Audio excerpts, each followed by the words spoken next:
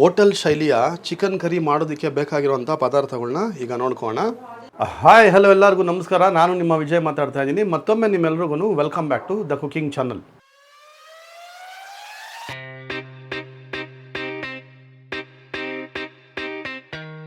ಇವತ್ತು ನಾನು ಈ ವಿಡಿಯೋದಲ್ಲಿ ನಿಮ್ಗೊಂದು ಬಹಳ ಸಿಂಪಲ್ ಆಗಿ ಮತ್ತೆ ಬಹಳ ಟೇಸ್ಟಿ ಆಗಿರುವಂತ ಚಿಕನ್ ಕರಿನ ಹೇಗೆ ಮಾಡಬೇಕು ಅನ್ನೋದನ್ನ ನಾನು ಇವತ್ತು ನಿಮಗೆ ತೋರಿಸ್ಕೊಡ್ತಾ ಇದ್ದೀನಿ. ಹಿಂದೆ ನಾನು ಕೂಡ ಈ ಚಾನಲ್ನಲ್ಲಿ ಬಹಳ ವೆರೈಟಿ ಆಫ್ ಚಿಕನ್ ಗ್ರೇವಿನ ಮಾಡಿದ್ದೀನಿ.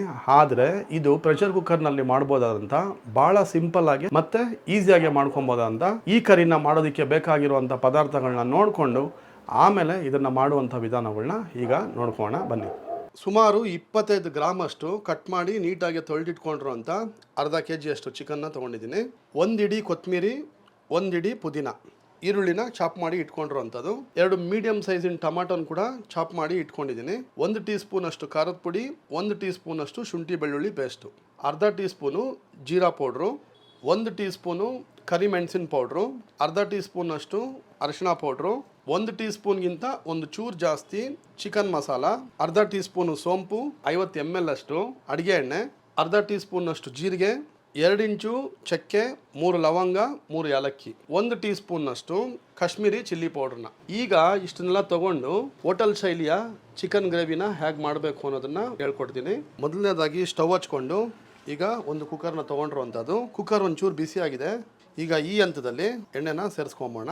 ಎಣ್ಣೆ ಒಂಚೂರು ಬಿಸಿ ಆಗೋವರೆಗೂ ಅದನ್ನ ಮೀಡಿಯಂ ಫ್ಲೇಮ್ನಲ್ಲೇ ಇಟ್ಕೊಳ್ಳೋಣ. ಎಣ್ಣೆ ಬಿಸಿಯಾಗಿದೆ. ಈಗ ಚಾಪ್ ಮಾಡಿ ಇಟ್ಕೊಂಡಿರೋಂಥ ಈರುಳ್ಳಿನ ಇದಕ್ಕೆ ಸೇರಿಸ್ಕೊಂಬಿಡೋದು.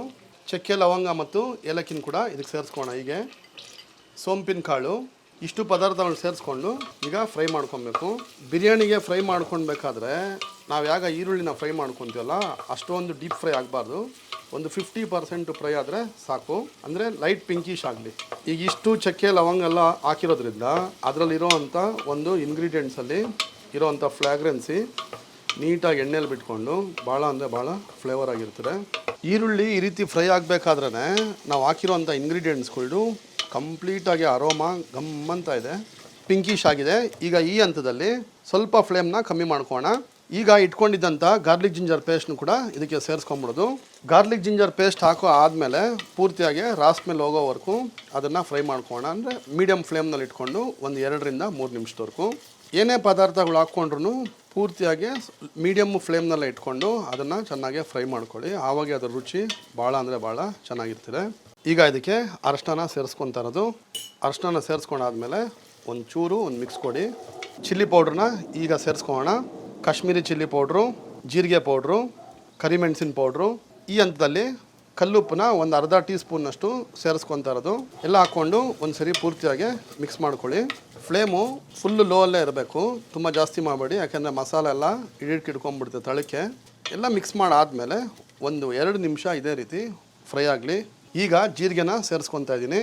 ಒಂದು 2 ಟೀ ಸ್ಪೂನಷ್ಟು ನೀರನ್ನ ಸೇರಿಸ್ಕೊಳ್ಳಿ. ನೀರನ್ನ ಸೇರಿಸ್ಕೊಂಡಾದ್ಮೇಲೆ ಒಂದು ಸರಿ ಮಿಕ್ಸ್ ಮಾಡ್ಕೊಳ್ಳಿ.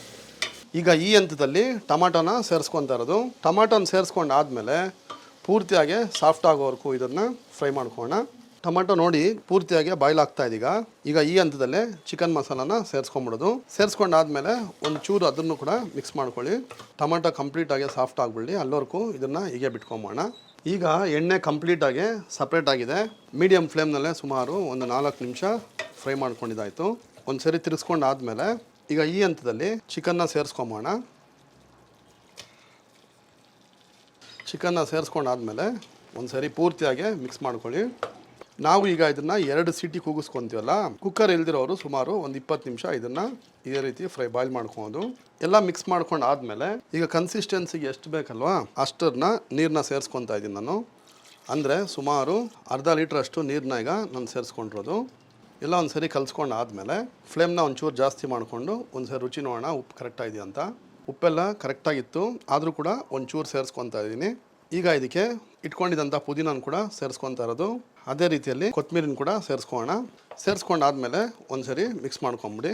ಪುದೀನ ಮತ್ತು ಕೊತ್ತಂಬರಿನ ಕ್ಲೀನಾಗಿ ಚಾಪ್ ಕೂಡ ಮಾಡ್ಕೊಬೋದು ಸಣ್ಣದಾಗೆ, ಆದರೆ ನಾನು ಇದರಲ್ಲೇನು ಚಾಪ್ ಮಾಡಿಲ್ಲ. ಒಂದು ಸರಿ ಮಿಕ್ಸ್ ಮಾಡ್ಕೊಂಡು ಆದಮೇಲೆ ಈಗ ಇದನ್ನು ಒಂದು 2 ವಿಸಿಲ್ಲು ಕೂಗಿಸ್ಕೊಳ್ಳೋಣ. ಇದೇ ರೀತಿ 3 ವಿಸಿಲ್ ಬರಬೇಕು. ಚಿಕನ್ನ ಯಾವಾಗಲೂ ತೊಗೊಬೇಕಾದ್ರೆ 1/4 kg ಅಂದರೆ ಲೈವ್ ಅಷ್ಟು ಸಣ್ಣದಿರೋದನ್ನು ನೀವು ತೊಗೊಂಡು ಕಟ್ ಮಾಡಿಸ್ಕೊಬೋದು. ಈಗ 3 ಸಿಗ್ನಲ್ ಬಂದಿದ್ದಾಯಿತು. ಸ್ಟವ್ನ ಟರ್ನ್ ಆಫ್ ಮಾಡ್ಕೊತೀನಿ. ಕುಕ್ಕರ್ನಲ್ಲಿ ಇರೋವಂಥ ಪ್ರೆಷರು ನಾರ್ಮಲ್ ಆಗಿ ಹೋಗ್ಬಿಡಲಿ. ಪ್ರೆಷರು ಪೂರ್ತಿಯಾಗಿ ಹೋಗಿದೆ. ಈಗ ಇದನ್ನು ಓಪನ್ ಮಾಡ್ಕೋಣ. ಕಲರೆಲ್ಲ ನೋಡ್ಬೋದು ಎಷ್ಟು ಚೆನ್ನಾಗಿದೆ. ಒಂದ್ಸರಿ ಈ ರೀತಿ ಮಿಕ್ಸ್ ಮಾಡ್ಕೊಂಬೋಣ. ಕನ್ಸಿಸ್ಟೆನ್ಸಿ ನನಗೆ ನೀರು ಎಷ್ಟು ಬೇಕೋ ಅಷ್ಟು ಹಾಕ್ಕೊಂಡಿದ್ದೆ. ನಿಮಗೆ ಬೇಕಾದಷ್ಟು ನೀವು ಹಾಕ್ಕೊಳ್ಳಿ. ಈಗ ಒಂದ್ಸರಿ ಉಪ್ಪು ಕರೆಕ್ಟಾಗಿದೆ ಅಂತ ಚೆಕ್ ಮಾಡ್ಕೋಣ. ಉಪ್ಪೆಲ್ಲ ತುಂಬ ಪರ್ಫೆಕ್ಟಾಗಿದೆ. ಪೀಸ್ ಅಂತೂ ಅಲ್ಟಿಮೇಟಾಗಿ ಬೆಂದಿದೆ. ಅನ್ನದ ಜೊತೆಲಾದರೂ ಆಗಿರ್ಬೋದು, ಇಲ್ದಿದ್ರೆ ಚಪಾತಿ ಜೊತೆಲಾಗಿರ್ಬೋದು. ಭಾಳ ಅಂದರೆ ಭಾಳ ಅದ್ಭುತವಾಗಿರುವಂಥ ಒಂದು ಕಾಂಬಿನೇಷನ್ನು. ಎಲ್ಲರೂ ಮಸ್ಟ್ ಟ್ರೈ. ನೋಡಿದ್ರಲ್ಲ ಎಷ್ಟು ಸಿಂಪಲ್ ಆಗಿ ಮತ್ತು ಎಷ್ಟು ಡೆಲಿಷಿಯಸ್ ಆಗಿ ಕೇವಲ ಒಂದು ಅರ್ಧ ಅವರ್ನಲ್ಲೇ ಮಾಡ್ಬೋದಾದಂಥ ಈ ಚಿಕನ್ ಕರಿನ ನೀವು ಕೂಡ ಒಮ್ಮೆ ಮಾಡಿಕೊಂಡು ಟ್ರೈ ಮಾಡಿ. ಯಾಗಿತ್ತು ಏನು ಅನ್ನೋದನ್ನು ಕಮೆಂಟ್ ಬಾಕ್ಸ್ನಲ್ಲಿ ತಿಳಿಸಿ. ಮತ್ತು ನೀವು ಯಾರಾದರೂ ನಮ್ಮ ಚಾನಲ್ಗೆ ಹೊಸಬ್ರಾದರೆ ದಯವಿಟ್ಟು ಚಾನಲ್ಗೆ ಸಬ್ಸ್ಕ್ರೈಬ್ ಮಾಡ್ಕೊಳ್ಳಿ ಮತ್ತು ಪಕ್ಕದಲ್ಲಿರುವಂಥ ಬೆಲ್ಲೈಕನ್ನ ಪ್ರೆಸ್ ಮಾಡೋದು ಮರ್ತೋಬೇಡಿ ಅಂತ ಹೇಳ್ತಾ, ಎಂದಿನಂತೆ ನಾನು ನಿಮಗೆ ಮತ್ತೊಂದು ಹೊಸ ವೀಡಿಯೋದಲ್ಲಿ ಸಿಗೋವರೆಗೂ ಎಲ್ಲರಿಗೂ ಟೇಕ್ ಕೇರ್ ಮತ್ತು ಹ್ಯಾಪಿ ಈಟಿಂಗ್.